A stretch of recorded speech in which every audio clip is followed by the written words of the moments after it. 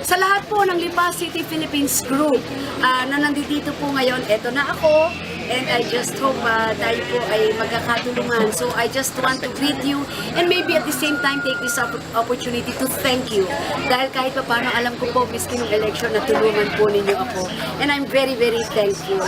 So now that I am representing the 6th district of Batangas, which is our city, Lipa, asahan po ninyo that I will do my very best. At hindi ko po ikakahiya. But I will be needing your help. Because whether we like it or not, we cannot fight technology anymore.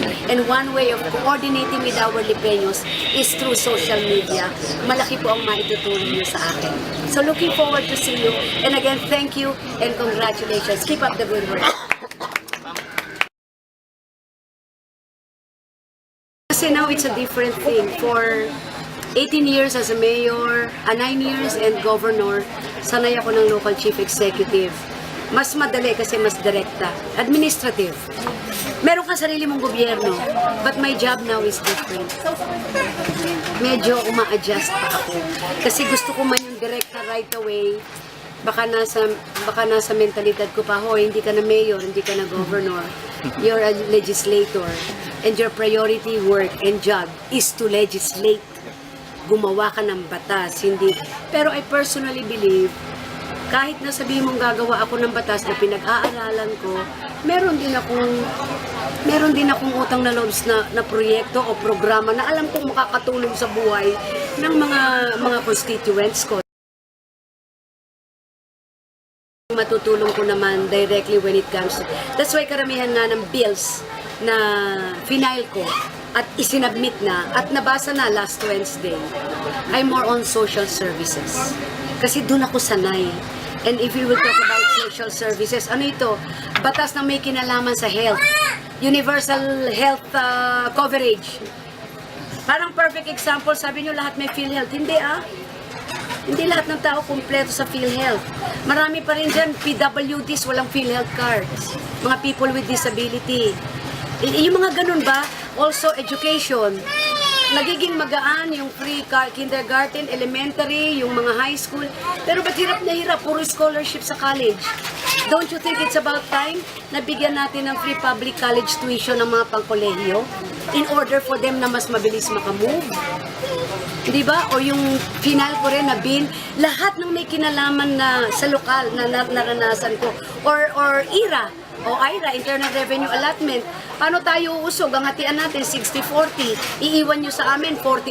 Ngayon ko lang ito, karagdagang 40% ang IRA natin.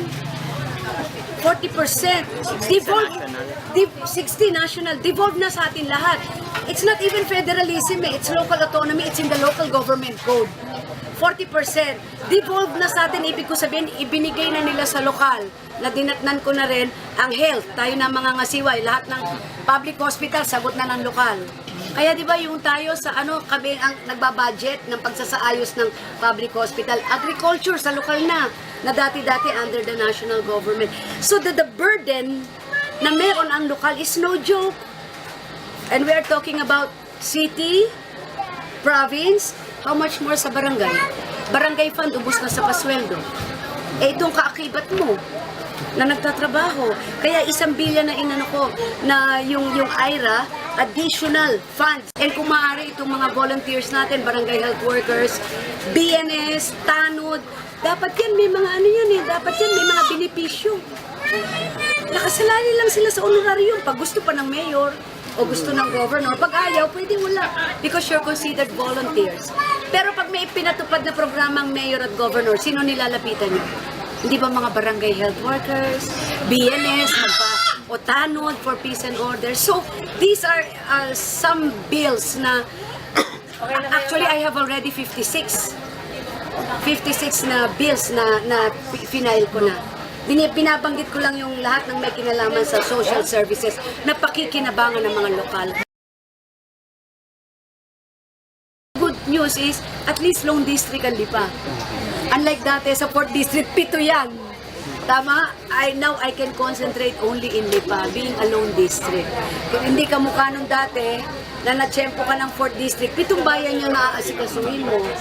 But this one, I think, baka mas madali, mas madali in a way na kung meron man akong proyekto or what, o may batas, direkta ka na lang sa LIPA. 72 barangays and the Lipeños.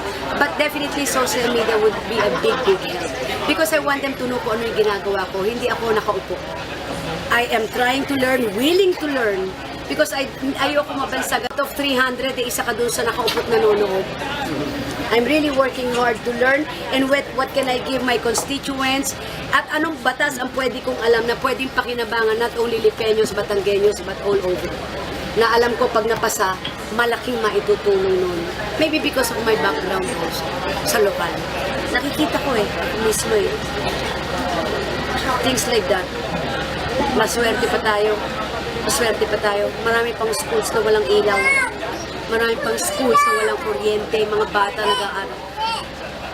Ay, maswerte. We should be thankful. Just serve from the heart. You will not go wrong. Walang kakampi, kalaban, pros and cons. Wala. Kung alam mo makakatulong, you will never go wrong. That's the most important. So siguro ako rin, hingi ng tulong sa inyo if and then maybe pag everything is stable and settled, maybe we can meet. You can tell me, ano naman mga advocacy nyo, baka in my own little way, I can help and for us to work together. And then at the end, hindi tayo makikinabang, but the Lipeños. And they will appreciate it. Tama? So malaking bagay yun. Now, kung meron naman kayong kailangan, I'm very open. You can come here pag nandito ako every weekend and you can go visit me in my office sa Congress. Magsa-satellite office ako, I think they're starting it already, sa LPL din. Sa bahay namin doon na gagawin, yung basketball court gagawin ng opisina. Para mas madali yung komunikasyon. Kaya natuwa lang ako nung huli kasi binasa na yung bills ko by Congressman Vilma Santos Recto. Wow! Binasa na yung mga isinabmit kong bills. Ang sarap pakinggan. So and so resolution by Congresswoman Vilma Santos Recto. Oh! Binabasa na yung mga bills ko. I-refer na sa committee. So that's my job now. So anything? So maraming salamat din na we're here, pagkakasama tayo.